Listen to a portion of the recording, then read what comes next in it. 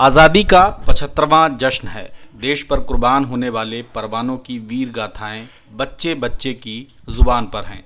आज़ादी के वक्त बंटवारे की एक त्रासदी भी आई थी जिसने इंसानियत पर खौफ बर्पा किया था। दोनों तरफ भगदड़ मची थी, शहर दर शहर फसाद हो रहे थे। आज़ादी की खुशी के बीच इस बंटवारे की तबाही में असंख्यक लोग उजड़ गए, मारे भी गए। महात्मा गांधी, मौलाना अबुल कलाम आज़ाद और दूसरे नेता नफ़रत की इस आग को बुझाने में जुटे थे। उसी वक्त बरेली में मुफ्ती आज़म हिंद भी आपसी भाईचारा और हिंदुस्तानियत को बचाने में डटे रहे। उन्होंने नफ़रत की उस आग के दरमियान भी बरेली का मोहल्ला सौदागरान नहीं छोड़ा, जहां आला हज़रत की दरगाह है, जो कि हिंदू बाहुल्य इलाका है। मुफ्ती आज़म हिंद का आज 42वां सालाना उर्स मनाया जा रहा है। उस मौके पर मुफ्ती मोहम्मद सलीम नूरी ने उस दौर में मुफ्ती आज़म हिंद की भूमिका को कुछ इस तरह बयान किया है। गवर्नमेंट ऑफ इंडिया और गवर्नमेंट ऑफ उत्तर प्रदेश के आदेश और आह्वान पर आज मुल्क में जगह जगह आज़ादी का 75वां अमृत महोत्सव और घर घर तिरंगा अभियान चल रहा है और लोग अपने अपने तौर पर आज़ादी का 75वां अमृत महोत्सव मना रहे हैं। आज आला हज़रत रदी अल्लाह ताला अन्हो के छोटे शहज़ादे मुफ्ती आज़म हिंद रदी अल्लाह ताला अन्हो का हम अक़ीदतमंद 42वां उर्स मना रहे हैं और ये अगस्त का महीना है। उर्स नूरी के 3 दिन के बाद 15 अगस्त जो हिंदुस्तान की आज़ादी का दिन है, यौम आज़ादी है, वो हर जगह लोग मनाते हैं, सारे देशवासी मनाते हैं। आज़ादी की जंग के इस मुनासबत से, आज़ादी के इस उत्सव और महोत्सव के अवसर पर मुफ्ती आज़म हिंद रदी अल्लाह ताला अन्हु की ज़िंदगी का एक रोशन पहलू सामने रखने की ज़रूरत है। चूँकि आपने अंग्रेज़ों का भी पीरियड देखा था और विभाजन का हौलनाक, ख़तरनाक और ख़ास तौर पर हिंदुस्तानी मुसलमानों के लिए नहायत नुकसानदेह और बर्बादी वाला विभाजन का दौर भी देखा था। चूँकि आपकी जो पैदाइश हुई है 1310 हिजरी में, और अगर हम ईसवी सन से उसको मिलाते हैं तो उमूमन किताबों में तो 18 जुलाई और 7 जुलाई 1892 आपकी पैदाइश का दिन आता है। लेकिन चांद की और ये अंग्रेज़ी तारीखों को मिलाने का जो तरीक़ा दिया गया है और जो आज गूगल ने कुछ तरीक़े ईजाद किए हैं, उनसे अगर हम 22 ज़िलहिज्जा 1310 हिजरी को मिलाते हैं तो ये 7 जुलाई 1893 आती है। बहरहाल ये एक अलग मसला है। मैं बताना ये चाहता हूँ कि 1947 में हमारा देश आज़ाद होता है और 1892 या 93 में सरकार मुफ्ती आज़म हिंद रदी अल्लाह ताला अन्हु की पैदाइश होती है। तो आपने अंग्रेज़ों का वो दौर भी देखा आखिरी, कि जिसमें हिंदुस्तान को आज़ाद कराने की तहरीकें ज़ोर शोर से चल रही थीं और भारत छोड़ो आंदोलन और दीगर आंदोलन उसी दौर में हुए।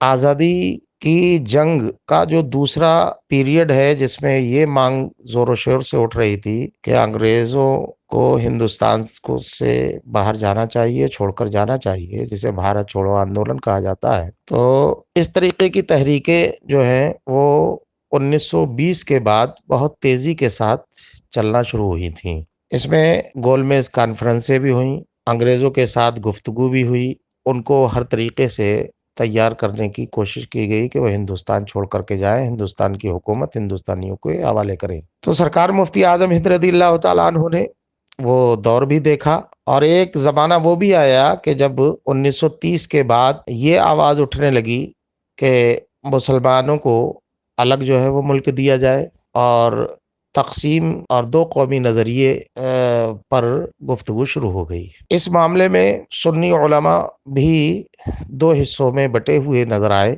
दो खैमों में। एक खैमा वो था जो इस दो कौमी नज़रिए को आगे बढ़ाने का काम कर रहा था और वो चाह रहा था कि सारे के सारे मुसलमान दूसरे जो मुसलमानों को मुल्क मिले वहाँ चले जाएं। यही वो मौका था कि जब تقسیم ہند کے مسودے کو عملی شکل دے دی گئی، ایسے موقع پر مفتی اعظم ہند رضی اللہ تعالیٰ عنہ پر بھی دباؤ پڑا۔ لوگوں نے آپ سے بھی کہا کہ آپ بھی ہندوستان چھوڑ کر کے دوسرے ملک چلے جائیں جو مسلمانوں کے لیے بننے جا رہا ہے۔ سرکار مفتی اعظم ہند رضی اللہ تعالیٰ عنہ نے ان کی رائے سے اتفاق نہیں کیا اور انہوں نے ہندوستان میں رہنے کو ترجیح دی، ہندوستان میں رہنا پسند کیا اور فرمایا کہ اگر ہم چلے جائیں تو اعلیٰ حضرت کے اس آستانے کا کیا ہوگا، اعلیٰ حضرت کی اس مسجد کا کیا ہوگا، اعلیٰ حضرت کے اس مدرسے کا کیا ہوگا، ان کو کون سنبھالے گا۔ غرض کے وبھاجن کا وہ وقت بھی آ گیا جس میں جگہ جگہ فساد پھوٹ پڑے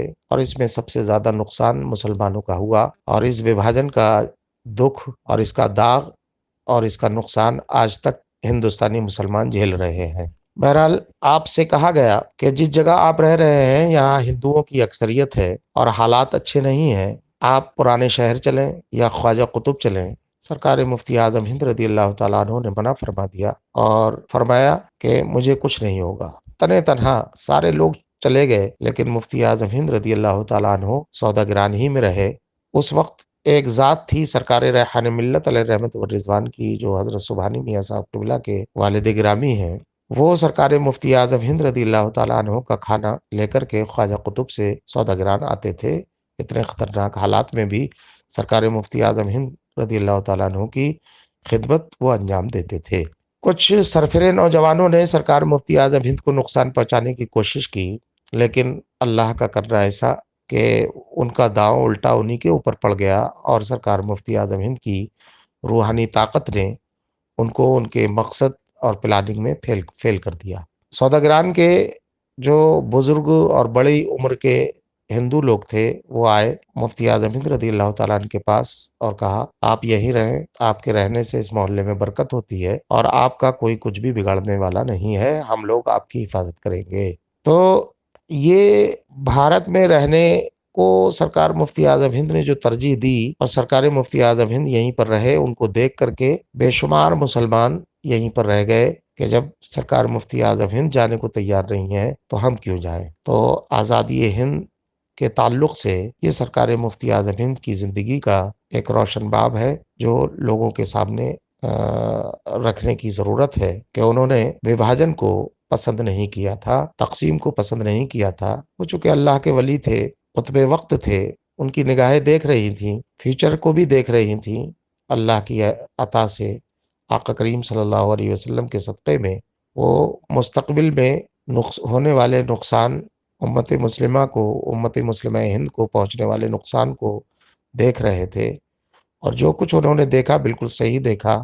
آج کا یہ دور واقعی بہت خطرناک۔ سرکار مفتی اعظم ہند نے اس موقع پر ایک چیز یہ بھی نظر میں رکھنے کی ضرورت ہے کہ یہ جو موقع تھا سرکار مفتی اعظم ہند کا کہ جس میں وبھاجن ہو چکا تھا، جگہ جگہ فساد پھوٹ پڑے تھے، مسلمانوں کو بہت نقصان پہنچا تھا، اور ہندوستان میں جو لوگ رہ گئے تھے، جو بھی بچے کچے مسلمان بچے تھے، تو ان کو حوصلہ مند رکھنا بہت ضروری تھا، ان کا کانفیڈنس برقرار رکھنا یہ بہت اہم تھا۔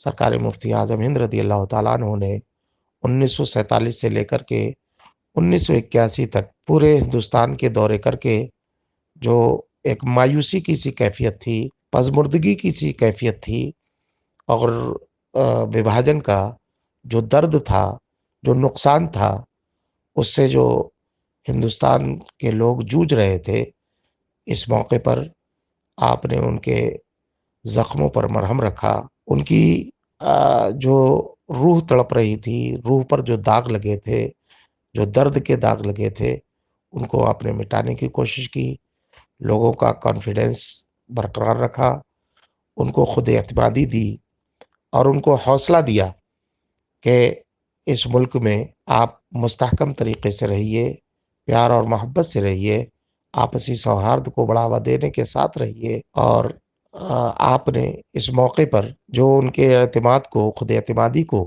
بحال کرنے کی کوشش کی، وہ آپ کی روحانی کوشش تھی، پیری مریدی کی کوشش تھی، خانقاہی وچاردھارا والی کوشش تھی اور تعلیمی کوشش تھی۔ آپ نے تعلیمی سطح کو بڑھاوا دینے کا کام کیا، شریعت مطہرہ پر عمل کرنے کے لیے مدارس کو فروغ دیا، مساجد کو فروغ دیا۔ آپ نے مذہبی اور دینی جو ادارے تھے ان کو مستحکم کیا اور پورے ہندوستان کے دورے کر کے جو مسلمان مایوسی کی کیفیت سے دوچار تھے ان کو اس مایوسی کی کیفیت سے نکالا۔ یہ سرکار مفتی اعظم ہند کا بہت اہم کارنامہ ہے، تو اسے ہمیں سامنے رکھنے کی آج ضرورت ہے، لوگوں کے سامنے لانے کی ضرورت ہے۔